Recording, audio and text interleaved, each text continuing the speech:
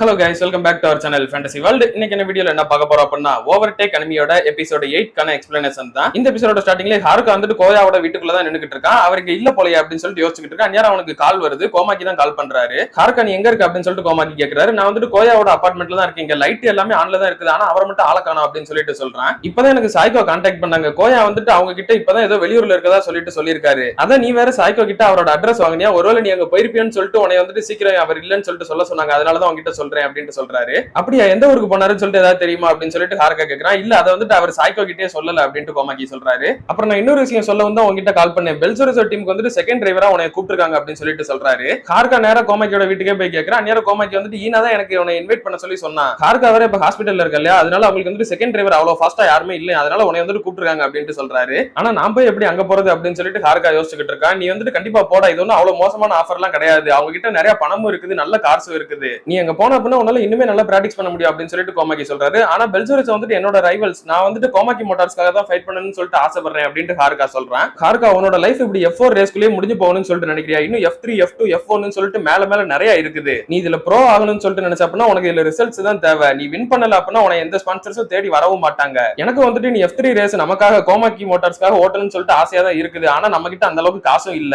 ஆனா அது வந்துட்டு என்னைக்காவது ஒரு நாள் நடக்கும் அப்படின்னு சொல்லிட்டு கோமாக்கி சொல்றாரு. ஆனாலுமே அப்படின்னு சொல்லிட்டு ஹாருகா சொல்றான். பரவாயில்ல இருக்கட்டும்டா, ஜஸ்ட் நீ நாளைக்கு போய் அவங்க என்ன சொல்றாங்கன்றத மட்டும் கேளு, அதுக்கப்புறமா உன்னோட முடிவை நீ எடுத்துக்கோ அப்படின்னு சொல்லிட்டு கோமாக்கி சொல்லி அனுப்பி வைக்கிறாரு. அடுத்த நாள் காலையில ஹாருகா வந்துட்டு பெல்சோரிசோ டீமுக்கு போறான். அங்க வந்துட்டு ஈனா இவனை பார்த்தோன்னே தேங்க்யூடா நீ வந்திருக்க அப்படின்னு சொல்றாரு. அப்பதான் டோகுமாருமே அவனோட பிராக்டிஸ் முடிச்சுட்டு வந்து நிக்கிறான். சரி நீ பேப்பர் இருக்க அப்படின்னு சொல்லிட்டு டோகுமாரு கேட்கறான். ஏதோ இருக்கிறேன் அப்படின்னு சொல்லிட்டு இவன் சொல்றான். இப்பெல்லாம் நீ சொல்லக்கூடாதுடா, நீ எப்பவும் நல்லா இருக்கேன்னு சொல்லிட்டு தான் சொல்லணும். அது பொய்யாவே இருந்தா கூட இல்ல அப்படின்னா மக்கள்லாம் வந்துட்டு உனக்கு கான்பிடன்ஸே இல்லன்னு சொல்லிட்டு நினைச்சுக்கிடுவாங்க. அப்புறம் உன்னால ட்ரிக்கா பேசி ஸ்பான்சர்ஸ் எல்லாம் பிடிக்க முடியாது பாத்துக்க அப்படின்ட்டு டோகுமாரு சொல்றான். என்னது ஸ்பான்சர் பிடிக்கிறதுக்கா அப்படின்னு சொல்லிட்டு இவன் கேட்கறான். இல்ல அவன் வந்துட்டு சும்மா தான் சொல்லிட்டு இருக்கான். எங்க டீமை பொறுத்தவரை ஸ்பான்சர்ஸ் ட்ரிக்கா பேசி பிடிக்கிறது வந்து நான் தான், அதை பத்தியெல்லாம் நீங்க எதுவும் கவலைப்படாதீங்க அப்படின்னு சொல்லிட்டு ஈனா சொல்றாரு. அப்படியே அவர் வந்துட்டு ஹாருகா இப்போ ஒரு கார் எடுத்து நீ ஓட்ட ஆரம்பி அப்படின்னு சொல்லிட்டு சொல்றாரு. அவர் வந்துட்டு அவனுக்காகவே கஸ்டமைஸ்டா ஒரு கார் ரெடி பண்ணி வச்சிருக்காரு. உன்னோட சைஸ்க்கு ஏத்த மாதிரி நான் ரெடி பண்ணி வச்சிருக்கேன், நீ போய் ஓட்ட ஆரம்பி அப்படின்னு சொல்றாரு. என்னது இன்னைக்கே ஓட்டணுமா? நான் வந்துட்டு சும்மா இன்னைக்கு பேசுறது தான் கூப்பிடுங்கன்னு சொல்லிட்டு நினைச்சேன் அப்படின்ட்டு ஹாருகா கேட்கறான். ஹாருகா அவன் சைஸ்க்கு ஏத்த மாதிரி ஒரு ஹெல்மெட் கொடுத்து அவனை பக்காவா காருக்குள்ள பேக் பண்ணி உட்கார வச்சிட்டாங்க. அவனுமே இப்ப பிராக்டிஸா ஸ்டார்ட் பண்றான். டிரைவ் பண்ண ஸ்டார்ட் பண்ண உடனே கொஞ்ச நேரம் அவனுக்கு கொஞ்சம் தயக்கமா தான் இருக்குது. ஆனா அந்த டிரைவிங் வந்துட்டு ரொம்பவே சூப்பரா வருது அது போக போக. ஏன்னா அவங்களோட டயர்ஸ் மிஷின்ஸ் எல்லாமே ரொம்ப எக்ஸ்பென்சிவ் இல்லையா, அதனால இவனுக்கு வந்து ரொம்பவே கம்ஃபர்டபுளா இருக்குது, ஓட்டுறதுக்கு ரொம்ப ஃபாஸ்டா முடியுது. இன்னொரு பக்கம் அலைஸ் வந்துட்டு எப்பவும் போல சாட்சியை பாக்குறதுக்காக ஹாஸ்பிட்டல் வந்திருக்கா. அவ கதவை திறந்து பார்த்தா இவன் வந்துட்டு உள்ள உட்காந்து எக்ஸசைஸ் பண்ணிக்கிட்டு இருக்கான். நீ எதுக்கு இப்படி மூவ் பண்ணிக்கிட்டு இருக்க அப்படின்னு சொல்லிட்டு அலைஸ் கேட்கறா. இல்ல இது வந்துட்டு சும்மா லைட்டான பிராக்டிஸ் தான், இப்படி கூட பண்ணல அப்படின்னா நான் வந்துட்டு எங்கேயும் அசைய கூட மாட்டேன் போல, ரெக்கவரி ஆகாது சீக்கிரமா, அதனாலதான் அப்படின்னு சொல்லிட்டு அவன் சொல்றான். ஆனா அதை வந்துட்டு அவன் லைட்டா தூக்கும் போதே வந்துட்டு சுத்தமா தூக்க முடியல, இவன் கையெல்லாம் பயங்கரமா வலிக்குது. இல்ல நீ ஒன்னும் நல்லா இல்ல அப்படின்னு சொல்லிட்டு அவ அதை ரெண்டு கையில பிடிச்சி தூக்கி என்னடா இவ்வளவு வெயிட்டா இருக்கு அப்படின்னு சொல்லிட்டு அங்க ஓரமா வச்சிடறா. நான் வந்துட்டு சீக்கிரமா போகணும், எனக்கு ரொம்பலாம் டைம் இல்ல அப்படின்னு சொல்லிட்டு ஃபீல் பண்ணிக்கிட்டே சாட்சிக்கு சொல்றான். இப்போ ஹார்கா டிரைவிங் எல்லாம் ஓட்டி முடிச்சதுக்கு அப்புறம் உன்னோட டைமிங் வந்துட்டு சூப்பரா தான் இருக்கு அப்படின்னு சொல்லிட்டு ஈனா டோகுமார் ரெண்டு பேருமே சொல்றாங்க. அப்ப ஈனா வந்துட்டு ஒருத்தர் ஃபாஸ்டான டிரைவரா எது காட்டுது அப்படின்னு சொல்லிட்டு கேள்வி கேட்கறாரு. அதுக்கு வந்துட்டு ஹார்காக்கு பதில் தெரியல. அவரே வந்துட்டு சொல்றாரு, ஃபாஸ்டா டிரைவ் பண்றதுக்கு ஒரே ஒரு வழி தான் இருக்குது, ஆனா அதை பெர்ஃபெக்ட்டா பண்றது ரொம்பவே கஷ்டம். நிறைய சின்ன சின்ன மிஸ்டேக்ஸ் தான் சேர்ந்து ஒருத்தரோட டைம் அதிகமாக்கிடும். ஒரு ஃபாஸ்ட் டிரைவர் அப்படின்னா ஒட்டுமொத்த ரேஸ்லயும் எந்த ஒரு மிஸ்டேக்குமே பண்ணாம ஓட்டுற ஒருத்தன் தான், மிஸ்டேக்கே இல்லாமையா அப்படின்னு சொல்லிட்டு ஹார்கா யோசிக்கிறேன். நீயுமே வந்துட்டு சாட்சி மாதிரி தான் இருக்கு அப்படின்னு சொல்லிட்டு ஈனா சொல்றாரு. அப்படின்னா இவன் அவன மாதிரி பிளே பாய் ஆயிடுவான்னு சொல்றீங்களா அப்படின்னு சொல்லிட்டு டோகுமாரு கேட்கறான். இல்ல நான் அதை சொல்ல வரல, இவன் வந்துட்டு நமக்காக ரேஸ் பண்ணி நிறைய பிளேஸ் பண்ண அப்படின்னா இவனுமே வந்துட்டு ஃபேன்ஸ் நல்லா அட்ராக்ட் பண்ண முடியும். ஒரு நாள் நீ இப்ப இருக்கிறதோட ரொம்பவே ஃபாஸ்டா இருப்ப அப்படின்னு சொல்லிட்டு ஈனா சொல்றாரு. அன்னைக்கு நைட்டு ஈனா வந்துட்டு ஹாருகாவை தனியா ஹோட்டலுக்கு கூப்பிட்டு போய் சாப்பிட வைக்கிறாரு. சரி இன்னைக்கு நீ ஓட்டின கார் உனக்கு பிடிச்சிருந்ததா அப்படின்னு சொல்லிட்டு கேட்கறாரு. ஆமா பிடிச்சிருந்தது அப்படின்னு ஹாருகா சொல்றான். அது வந்துட்டு இப்ப புதுசா வாங்கின ஒரு மிஷின் தான், அதை வந்துட்டு ஒரே ஒரு ரேஸ்ல மட்டும் தான் யூஸ் பண்ணிருந்தோம் அப்படின்னு சொல்லிட்டு ஈனா சொல்றாரு. சரி சாட்சியோட கார் என்னாச்சு அப்படின்னு சொல்லிட்டு ஹாருகா கேட்கறான். அது வந்துட்டு பயங்கரமா அடி வாங்கிருச்சு, அதை ரிப்பேர் பண்றதோட புதுசு மாத்துறதே பெட்டர்னு சொல்லிட்டு புதுசு வாங்கிட்டோம். மிஷின் வாங்குறதுக்கோ ரிப்பேர் பண்றதுக்கோ நம்ம எவ்வளவு நாள் செலவு பண்ணிக்கிடலாம், ஆனா நம்ம கிட்ட எவ்வளவு பணம் இருந்தாலும் அது ஒரு டிரைவரோட லைஃபுக்கு ஈடாகவே முடியாது. இதை வந்துட்டு நானும் கோமாக்கியும் எப்பவும் முடிவு பண்ணிட்டோம். நாங்க வந்துட்டு முன்னாடி உன் அப்பா கூட எல்லாம் ரேஸ் போட்டப்ப அவன் வந்துட்டு எங்களோட டீம் மேட் தான். என்னது நீங்க அப்பா கூட ரேஸ் போட்டிருக்கீங்களா அப்படின்னு சொல்லிட்டு அவன் அப்பதான் அந்த குரூப் போட்டோவை யோசிச்சு பாக்குறான். அதுல வந்துட்டு ஒரு மஞ்ச முடிக்காரர் தெரியுது, அதுதான் வந்துட்டு ஈனா. என்னது நீங்க தான் அதுவும் அப்படின்னு சொல்லிட்டு எனக்கு சமசாக்கு. அது வந்துட்டு என்னோட இளமை காலம் இல்லையா, அதனாலதான் நல்லா துள்ளிக்கிட்டு கிடந்தேன் அவ்வளவுதான் அப்படின்னு சொல்லிட்டு ஈனா சொல்றாரு. அப்படின்னா உங்களுக்கு எங்க அப்பாவை பத்தி நல்லாவே தெரிஞ்சிருக்கும்ல அப்படின்னு சொல்லிட்டு ஹாருகா கேட்கறான். உன்னோட அப்பா இறந்த டைம்ல நான் தான் நம்ம டீமோட பிரின்சிபலா இருந்தேன். தோரு வந்துட்டு ரொம்பவே பேஷனேட்டான ஒரு ஆளு, அவனுக்கு மத்த எல்லாத்தையுமே விட டிரைவிங் தான் ரொம்ப ரொம்ப பிடிக்கும். அவன் எப்பயுமே வந்துட்டு வின் பண்ணணும் அப்படின்னு சொல்லிட்டு தான் நினைப்பான். நீ வந்துட்டு என்னோட ஃப்ரெண்டோட பையனாவே இருந்தாலும் நீ ஃபாஸ்டா இல்ல அப்படின்னா நான் உன்னை எங்க டீமுக்கு இன்வைட் எல்லாம் பண்ணிருந்திருக்க மாட்டேன், அதையுமே புரிஞ்சுக்கோ அப்படின்னு சொல்லிட்டு ஈனா சொல்றாரு. இன்னொரு பக்கம் ஹாஸ்பிட்டல்ல சாட்சியும் அதே கேள்வியை அலைஸ் கிட்ட கேட்கறான். எது ஒருத்தர ஃபாஸ்டான டிரைவர் ஆக்குது அப்படின்னு சொல்லிட்டு அதுக்கு அவளுக்குமே பதில் தெரியல. அதுக்கும் இவனே வந்து பதில் சொல்றான். யாரு வந்துட்டு ரேஸ் முழுக்க மிஸ்டேக்கே பண்ணாம இருக்காங்களோ அவங்க தான் ஃபாஸ்டான டிரைவர். டிரைவிங் பொறுத்தவரை எப்பவுமே நம்ம பேலன்ஸா போகணும். ரொம்ப ஃபாஸ்டா போய்கிட்டு இருக்கப்ப பேலன்ஸ் இல்லாம போகவும் கூடாது. எந்த அளவுக்கு ஃபாஸ்டா போறோமோ அந்த அளவுக்கு நம்ம பேலன்ஸோட இருக்கணும். நம்ம பேலன்ஸை இழந்து ஃபாஸ்டா போக கூடாது. அண்ட் வந்துட்டு நம்ம ஸ்லோவாவும் போக கூடாது. ஸ்லோவா போனோம் அப்படின்னா பின்னாடி வர கார்ஸ் நம்மள ஓவர்டேக் பண்ணிரும். சோ ஃபாஸ்டா போறதையும் ஸ்லோவா போறதையும் கரெக்டா பேலன்ஸ் பண்ணி ஓட்டணும். அதான் வந்துட்டு ஒரு ஃபாஸ்டான டிரைவர் கலக்கு. ஆனா நான் வந்துட்டு அந்த ரேஸ்ல அப்படி இல்ல, என்னோட பேலன்ஸ் இழந்துட்டேன். அது வந்துட்டு என்னோட மிஸ்டேக் தான். இப்படியே போச்சு அப்படின்னா என்னோட இடத்துல வந்துட்டு வேற ஒருத்தரை போட்டுருவாங்க. அந்த பொசிஷன்ல வேற ஒருத்தர் ஃபில் பண்ணதுக்கு அப்புறமா என்னைய அவங்களுக்கு தேவையே கிடையாது, என்னைய வந்துட்டு தூக்கி போட்டுருவாங்க அப்படின்னு சொல்லிட்டு சாட்சிக்கு சொல்றான். இல்ல அப்படிலாம் உன்னை தூக்கி போட மாட்டாங்க அப்படின்னு சொல்லிட்டு அலைஸ் சொல்றா. இல்ல கண்டிப்பா அவங்க என்னை தூக்கி போட்டுருவாங்க அப்படின்னு சொல்லிட்டு இவன் கோவமா சொல்றான். அப்ப அலைஸ் வந்துட்டு ஒரு விஷயத்த சொல்றா. சாட்சி, நீ வந்துட்டு எப்பயுமே ஜேம்ஸ் ஹண்ட்னு சொல்லிட்டு ஒருத்தரை பத்தி பேசிக்கிட்டே இருப்பல,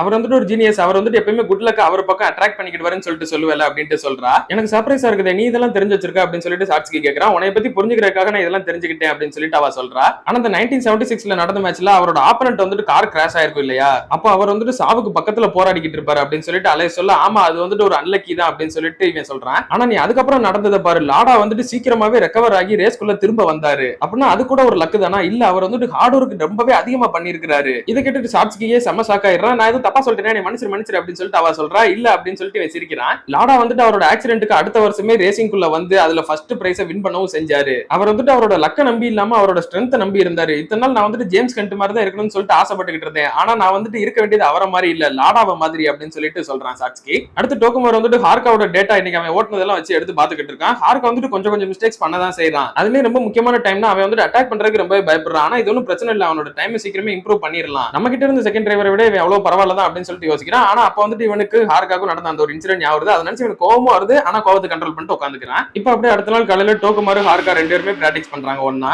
இன்னொரு பக்கம் கோட்டாவும் ஹார்கா எங்க போனா அப்படின்னு சொல்லிட்டு கேட்கறான். அவன் தான் பெல்ஜர் டீமோட இருக்காம்லடா அப்படின்னு சொல்லிட்டு கோமாக்கி சொல்றாரு. ஓ ஆமால அப்படின்னு சொல்லிட்டு கோட்டா சொல்றான். ஏன்டா இனிமே நீ அதை நினைச்சு அப்செட்டா தான் இருக்கிறியா, நம்ம இங்க புலம்பிக்கிட்டு இருக்கிறதுல எந்த அர்த்தமும் இல்ல அப்படின்னு சொல்லிட்டு கோமாக்கி சொல்றாரு. அது எனக்குமே நல்லா தெரியுது, என்னோட மூளைக்கு தெரியுது, அவன் நமக்கு டிரைவ் பண்றதோட பெல்ஜருக்கு டிரைவ் பண்ணா அப்படின்னா இனிமே பாப்புலர் ஆவான்னு சொல்லிட்டு. ஆனா என்னோட மனசு தான் அதை வந்துட்டு ஏத்துக்க மாட்டேங்குதே அப்படின்னு சொல்லிட்டு கோட்டா சொல்றான். இப்போ இவங்க ரெண்டு பேரும் டிரைவிங் முடிச்சதுக்கு அப்புறம் டோக்குமார் வந்து ரெஸ்ட் ரூம்ல நின்னுக்கிட்டு இருக்கான். அங்க ஹார்காவுமே வரான். வாடா இன்னைக்கு நீ சூப்பரா டிரைவ் பண்ண அப்படின்னு சொல்லிட்டு டோக்குமார் சொல்றான். பரா நீ என்னை திட்டுவன்னு சொல்லிட்டு நான் நினைச்சேன் அப்படின்னு சொல்லிட்டு ஹார்கா கேட்கறான். நான் எதுக்கு உன்னை திட்ட போறேன், நீ வந்துட்டு கடைசி வரை என் கூடவே நல்லா கீப் அப் பண்ணி வந்த அப்படின்னு சொல்லிட்டு டோக்குமார் சொல்றான். அதே மாதிரி இன்னைக்கு மதியம் வந்து நம்ம ஸ்லிப் ஸ்ட்ரீம்க்கு பிராக்டிஸ் பண்ண போறோம், எனக்கான வழியை நீ கரெக்டா வாங்கி கொடுப்பேன்னு சொல்லிட்டு நம்புறேன் ஹார்கா சான் அப்படின்னு சொல்லிட்டு சொல்றான். எப்பவுமே நம்மள வெறும் ஹார்கா தானே சொல்லுவோம், இப்ப ஹார்கா சான் அப்படின்னு சொல்றான்ட்டு இவனுக்கே ஷாக்கா தான் இருக்குது. யூசுவலா ஒருத்தர் ரொம்ப ஃப்ரெண்ட்ஸ் ஆயிட்டாங்க அப்படின்னா பக்கத்துல சான் சொல்லி எக்ஸ்ட்ரா ஆட் பண்ணி சொல்லுவாங்க தெரியுமா, அந்த மாதிரி இப்பதான் வந்துட்டு நம்ம டோக்குமார் இவனை கூப்பிடுறான். அடுத்து இவங்க பிராக்டிஸை கண்டினியூ பண்றப்ப ஹார்கா தான் முன்னாடி போய்கிட்டு இருக்கான். டோக்குமார் வந்துட்டு பின்னாடி இவனுக்கு ஸ்லிப் ஸ்ட்ரீமா வந்துகிட்டு இருக்கான். பரவாயில்ல, ஹார்கா வந்துட்டு நல்லா தான் பண்றான், எனக்கான லைனை பெர்ஃபெக்ட்டா எடுத்து தான் கொடுத்துருக்கான், எனக்கு வந்துட்டு என்னோட எனர்ஜி நல்லா கன்சர்வ் ஆக தான் செய்யுது, இப்போ நான் ஸ்லிப் ஸ்ட்ரீம் பண்ணலாம்னு சொல்லிட்டு நினைக்கிறேன் அப்படின்னு சொல்லிட்டு அவன் கரெக்டா சைட்ல வந்துட்டு முன்னாடி ஓவர்டேக் பண்ணிட்டு போறான். ஆனா டோக்குமார் முன்னாடி போனதுக்கு அப்புறம் அவன் கண்ணாடியில பின்னாடி ஹார்காவை பாக்குறப்ப இவன் வந்துட்டு என்ன இப்ப ஓவர்டேக் பண்ண ட்ரை பண்றானோ அப்படின்னு சொல்லிட்டு தோணுது. ஹார்கா வந்துட்டு கரெக்டா இவனோட லைன்ல ஃபாலோ பண்ணி வராம கொஞ்சம் அங்கிட்டு இங்கிட்டு தட்டு தரு மாதிரி வந்துகிட்டு இருக்கான். அவன் இந்த மாதிரி டைரக்ஷன் கொஞ்சம் மாறி மாறி வந்துகிட்டு இருக்கத கண்ணாடியில டோக்குமார் பாக்குறப்ப இவனுக்குமே ஃபோக்கஸ் வந்துட்டு சதறுது. இவனால முன்னாடி இருக்க ரோட்டை சரியா பார்க்க முடியல, இவனுக்கு வந்துட்டு ஏதோ ஒரு பிரஷர் கிரியேட் ஆகிற மாதிரியே இருக்குது.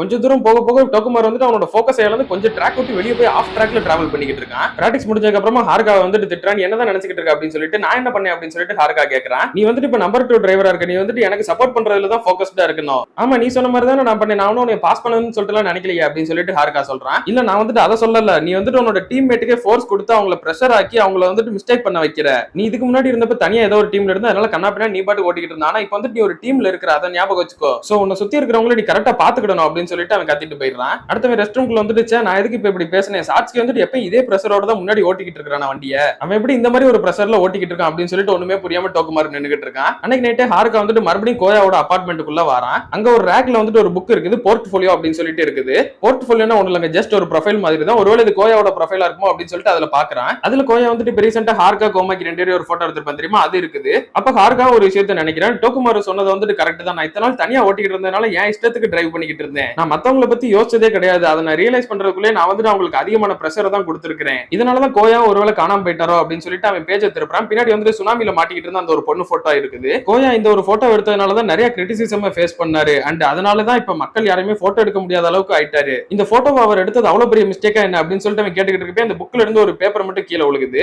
அந்த சின்ன பேப்பரை எடுத்து பாக்குறப்ப அதுல வந்து டூர் பிளான் அப்படின்னு சொல்லிட்டு ஒரு ஊர் பேர் போட்டிருக்குது. அப்படின்னா ஒருவேளை கோயா வந்துட்டு இந்த ஊருக்கு போயிருப்பாரோ அப்படின்னு சொல்லிட்டு ஹார்கா யோசிக்கிறான். அப்படியே கட் பண்ணி இதோட இந்த ஒரு எபிசோட முடிக்கிறாங்க. கடந்த 2 எபிசோட கோயாவை யாருமே பார்க்காம ரொம்ப மிஸ் பண்ணிருப்பீங்க. அடுத்த எபிசோட்ல காட்டிடுவாங்க எங்க போனாரு என்ன ஆனாருன்றத. அடுத்த எபிசோட்ல ரொம்ப டீடைலா சொல்லிருப்பாங்க. அந்த ஸ்டோரி லைன் ரொம்பவே அழகா போக போகுது. அதெல்லாம் நீங்க தொடர்ந்து பார்க்கணும்னு நினைச்சீங்க அப்படின்னா மறக்காம நம்ம சேனலை சப்ஸ்கிரைப் பண்ணி சப்போர்ட் பண்ணுங்க. அப்படி இந்த எபிசோட் பிடிச்சிருந்தா மறக்காம ஒரு லைக்கும் போட்டு போயிருங்க. நான் உங்களை இன்னொரு நல்ல வீடியோல மீட் பண்றேன். Bye guys.